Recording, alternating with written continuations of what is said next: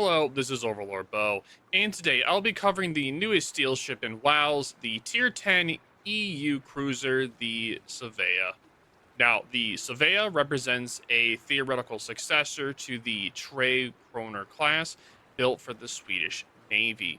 Now, this ship, a lot of people have been calling it the Ragnar cruiser version, and they're pretty much right on the ball with this thing. The thing has a 9-kilometer radar with a short burst smoke, with a engine boost that's very similar to Smalland's, and a heal as well, with great torpedoes, great guns, and overall a really fun ship to play. But let's get down into some of the ship's statistics and about what this ship is worth, as in what you're able to get it for. Now, you're able to get this ship for 30,000 steel in the armory. Now, just off of first glance, I'm just going to say there are better steel ships than this ship. The ship is more of a specialist cruiser, where it's going to be really good at destroying destroyers, hunting them down, or you can do some farming at longer distance, but battleships and Russian cruisers will have a field day farming you. But that's like my little short overall opinion of this ship. But let's go into talking about some of the statistics of this ship. Now, first, for this ship, you have a 33,600 HP with HP pool, which is pretty low, even for light cruiser standards. The Ragnar has about 30,000 HP, so yeah, it's literally around the same as a Ragnar. You have a 25 millimeter bow with a 30 millimeter deck, and a 25 millimeter upper side and a 30 millimeter lower side. You also have a 70 millimeter belt for the citadel, and it has a slightly above water citadel as well, which extends to the side of the ship. Overall, this ship is extremely squishy, right? This thing is a light cruiser, very small, very maneuverable, and with that makes it where you're very, very, very squishy. Italian sap or any sap from anything, from a cruiser or from a Colombo, you're just gonna get absolutely smashed in this thing with the sap from the sap rounds. Even cruiser AP will absolutely wreck her broadside, and BB AP may overpin, but just shoot when she angles and if there's a problem. Pretty much, if you're fighting this ship, the Svea, pretty much just wait for it to turn a little bit and you'll just absolutely death strike it. If you're in a battleship that has faster rounds, then you're most likely not going to pin. You're going to do overpins just from how small the citadel is. So just be wary of that. If you are playing a battleship trying to shoot this thing, just wait for it to be a little bit angled and then shoot, then you'll be perfectly fine. Moving on to the guns, you have 7 152 millimeter guns with 3 in the front and 4 in the back. You do have a 30 millimeter HE pen, which is pretty nice, with a standard cruiser dispersion. Now, all 3 turrets are 360, which is really nice. It makes it where you're able to pretty much just do all the dodging, maneuverability, wiggle, dodge, throttle juke, whatever you want to do, while you're able to keep all the guns on the fight. Now, for the overall DPM, it is pretty mediocre by light cruiser standards. It's worse than the Yodo and the Brisbane, but you do get the amazing firing angles with the 25 degrees off the bow and 27 degrees off of the stern. And the ballistics aren't the best either, but it's relatively above the average for light cruiser standards. But overall, from the guns, they're not very good on paper, but it does the job well in practice and from the gameplay you'll be watching. For torpedoes, you have the same ostergoland torpedoes, except she reloads in 70 seconds with 4 torpedoes per side, and it uses the narrow and super narrow spread. These torpedoes are pretty decent, but they're held back by the low number fired and the low damage.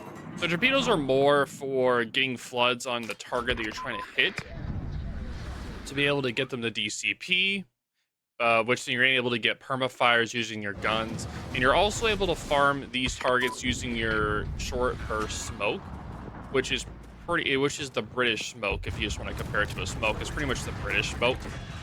Makes sure you're able to do short farming periods and then be able to run away and get out of the area. This ship does have amazing surface concealment of 9.3 kilometers, which is right above its radar of 9 kilometers. Now, moving on from that, you have the anti-air, which is amazing mid-range due to the buffers on the anti-air. This anti-air is really, really, really good. It's excellent anti-air for self-defense, but not for defending allies, unfortunately. If anything tries to attack you, any aircraft carrier, they're going to absolutely suffer against trying to get near this ship. So, thankfully, you have a ship that has great anti-air. Makes you super happy. For the ASW airstrikes, you get the, ASW airstrikes. You get the standard 8-kilometer ASW like on the other tier 10 cruisers. When I heard this ship was coming out, I was kind of concerned that this ship would get the regular depth charges or the hedgehogs like on the Ragnar has, but luckily this thing has the aerial ASW. Makes me very happy with that. Now, it does relatively good since the Svea can get close to launcher ASW airstrikes. Now, for the maneuverability, you have a 34-knot top speed, boosted by her ridiculous 30% speed boost, and the 720-meter turning radius, which is absolutely amazing for a cruiser. And it has an 8.6-second rudder shift time, also great for rapid maneuvers. Now, this ship is one of the most maneuverable cruisers in the game, especially when the speed boost is active. Have you ever seen how a smalland plays where it's able to accelerate really quick and stop really quick? Pretty much that's what this thing does for this engine boost, which just makes it absolutely insane to be able to dodge those enemy battleship salvos. Because if you weren't able to dodge those salvos, you would just get absolutely death-struck. For the concealment, you have a 9.3 kilometer best surface detection range, as well as a 6.9 kilometer best aerial detection range, which matches the anti-air. Now, with this 0.3 kilometer difference in the concealment from the radar, because the radar range is 9 kilometers, it makes this thing such a stealthy destroyer hunter, which is why I would recommend RPF on this ship, which is what I'll be having in my build. I use RPF because this ship is a fantastic destroyer hunter in randoms and in ranked. In clan battles, I'm not so sure of if this ship will be used in clan battles. There are other ships that can do this ship's role better, which I'll be talking about near the end of the video in my overall opinion section.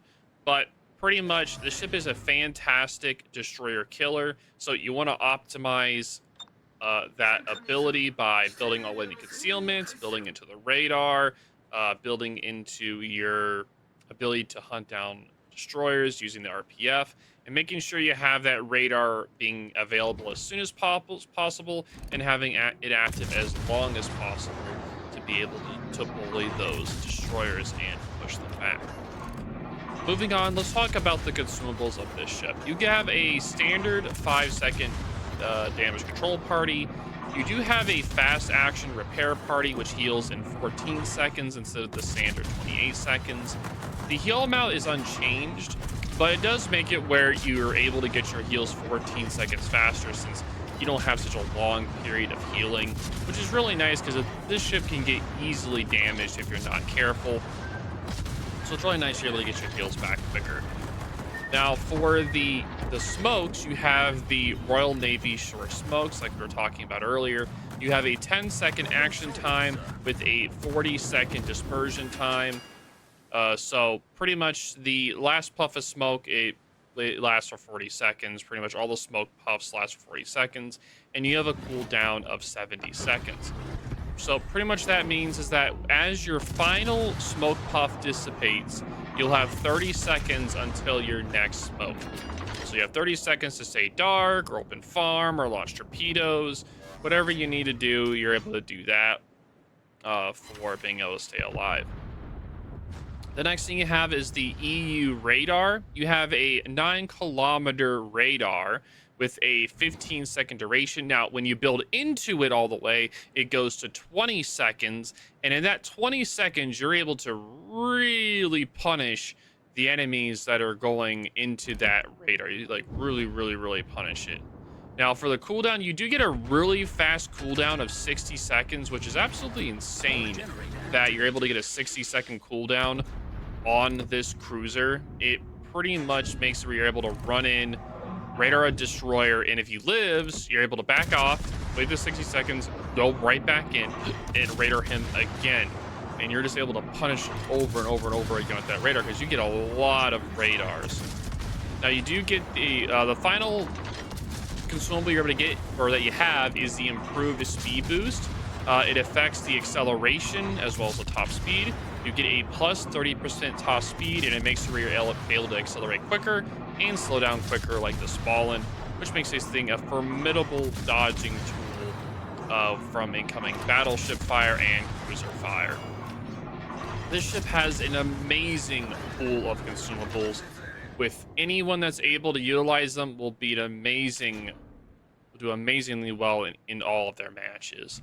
It is one of the rare ships in the game with the smoke and radar combo. She is almost perfect, except she is missing Hydra, which is perfectly fine because the short burst smoke and radar and the heal and the engine boost just makes this thing unbelievably strong. So from all of that, the Svea is the first EU cruiser to enter WoWs. And apparently, Wargaming celebrated by giving her every single gimmick. She gets the EU radar, which is very similar to Gdansk how it works. But then they give her the super speed boost of the smalland, amazing concealment of 9.3 kilometers, and then it has the 9-kilometer Gdansk radar, which is just absolutely broken on this ship. It makes such a strong destroyer hunter. And then you get, to top off, you get the Royal Navy smoke with the short burst, and she gets torpedoes. These torpedoes don't hit hard, but they are really good at causing floods and being distractions. So they are very good for that. So if you're setting someone on fire, right? You're setting someone on fire, either you're open watering or using your smoke. You're doing that, and you have your torpedoes going, you're able to try to get a torpedo hit to get them to DCP from the flood, or you're just firing at them and then they DCP and they DCP during that, and then they get a torpedo hit and then they flood. Yeah, they're just going down at that point. They're just going to get absolutely farmed out. They're going to be suffering. They're not going to be having a good match at all. But adding everything up, you get a cruiser that's an absolute destroyer murderer. It's an absolute beast. Her 9-kilometer radar matches, which is 0.3 kilometers from her radar range. Her concealment is 9.3 and her radar is 9 kilometers, so a 0.3 difference. You're able to ambush unwary destroyers and kill them, even kill them with the support. You can kill them on your own, but with support, it's almost a guaranteed kill. And getting that destroyer kill early means that you're going to be able to just get a guaranteed win, right? If you're able to knock out the destroyer on the enemy team and make sure your destroyer lives, you have a very, very high chance of winning that match. Guaranteed. A lot of matches nowadays that are caused by blowouts, which a lot of them are caused by the destroyers getting killed early or they're suiciding in early. And once the destroyer is dead, it's just an absolute steamroll because there's no spotting anymore. There's nothing that's gonna be spotting the torpedoes, and the teams are able to just run through and be left unchecked, and the enemy destroyer is able to do whatever they want. And that's how most blowout matches happen. Against larger ships, the Svea gets the job done as well, but her lack of firepower means you won't be killing them very quickly. You'll pretty much be killing them with 1,000 spoons. It's gonna take you a long time to farm them. You just have to get those fires, get those torpedoes, try to get some floods. But yeah, it's going to take you a while, so use islands for cover to farm over them, or use your smoke to farm in since you have a lot of those. But yeah, just don't stay out in the open too long unless you're able to accurately and smoothly operate the controls and make sure you don't get dev struck by a battleship, because one wrong move and you're going to be the next dev strike award for a battleship. Pretty much just remember to be careful and be on the defensive. You do get smoke and the engine boost, but one good battleship salvo will end your game. pretty much a Loria or Colombo can even dev strike you with sap. Just because this thing has so little armor, sap will pin anywhere on you, and you're gonna be very, very much in pain if they get any good salvo on you. Make sure you use your consumables and concealment to stay alive and strike when the opportunity arises. Now, the Svea is a very fun ship to play, but more of a specialist ship, which is now comes down to my recommendation, right? Again, the ship is really good at crushing DDs. It's a lot of fun to do so, but the battleships and Russian cruisers will definitely ruin your day, so definitely be careful. Again, the Svea is worth 30,000 steel. Do I think this is worth more than a lot of the other steel ships? Like, as your first steel ship? No. I do not think this should be your first steel ship. No, it should not. Maybe like your fifth or sixth steel ship, maybe your fourth, but definitely not in your, definitely not your first or second or third. That's for sure. There's a lot of other steel ships that do this job better, or not even steel ships. There's a lot of ships that just do this job overall better for clan battles. Pretty much this ship's role would be put on the off flank to protect the off flank or protect your home cap. Ships like the San Martin or the Commissar, there's other ships that can do that role better and survive longer, while this ship isn't able to do that. So overall, I would say that this ship is not in my top steel ship list. It's good. It's more of a specialist ship, but not a super strong steel ship. You feel me? But anyway, now with that out of the way, let's talk about this ship's build. Now, this build that I recommend for the skills is to be built into the survivability of the ship. So superintendent, survivability expert, into the radar. So you're taking both the consumable skills as well as RPF. RPF is very important on this ship, so you're able to hunt down destroyers faster and easier, of course, because you know where they're at. You can run at them quicker. Also, make sure as the final skill you take is the incoming fire alert. You'll definitely need that on this ship because you need to be able to dodge anything that shoots at you. So incoming fire alert is very important on this ship. For the modules, you're going to be taking the main armament in slot 1. In slot 2, you can take the radar, so you get that 20-second radar, or you can do the engine boost instead. Take your pick. It's more of a personal choice. Third slot, aiming. Then fourth is going to be propulsion. Fifth is going to be concealment, and then sixth is going to be reload. Now, there is an optimum build where there's a different one where you're able to build more into the range to do more open farming at distance, but that's more on if you want to be an open water junkie, you're more able to do that. But anyway, that's going to be it today's video. If you guys have any questions or concerns, let me know in the comments down below. This is OverlordBou, and I'll talk to y'all later.